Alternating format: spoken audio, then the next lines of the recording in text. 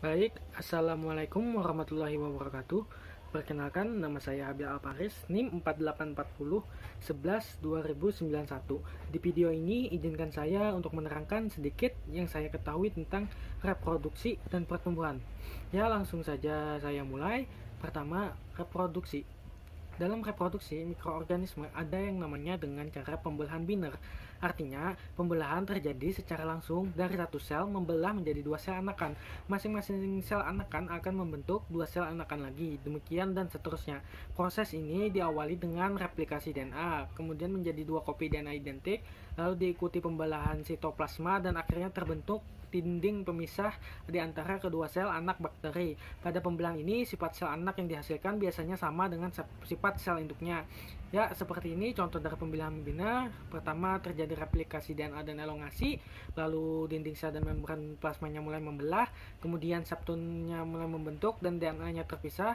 Keempat, sel terpisah menjadi dua. Selanjutnya, saya akan bahas tentang pertumbuhan mikroorganisme.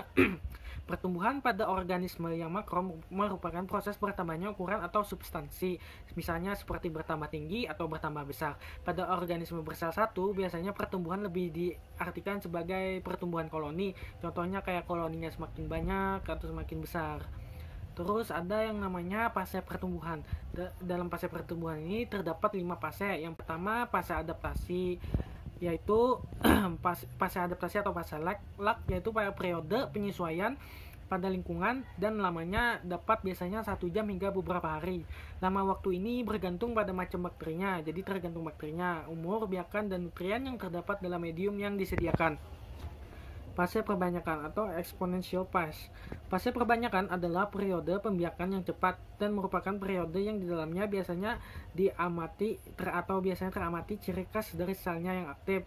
Selama fase ini, waktu generasi tetap berubah bagi setiap jenis.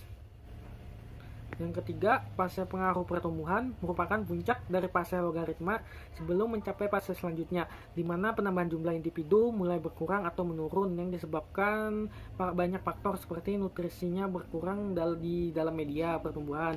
Yang keempat, fase statis, sementara biakan menjadi tua dan mendekati populasi bakteri yang maksimum, laju pembiakan akan berkurang dan beberapa sel akan mati. Apabila laju pembiakan sama dengan laju kematian, maka jumlah keseluruhan bakteri ini akan tetap. Hal ini dinamakan fase stasioner. Yang kelima, ada fase kematian. Beberapa bakteri hanya mampu bertahan beberapa jam selama fase statis dan akhirnya masuk ke fase kematian. Ya, mungkin itu saja yang bisa saya sampaikan. Terima kasih, mohon maaf apabila ada salah penyampaian. Assalamualaikum warahmatullahi wabarakatuh.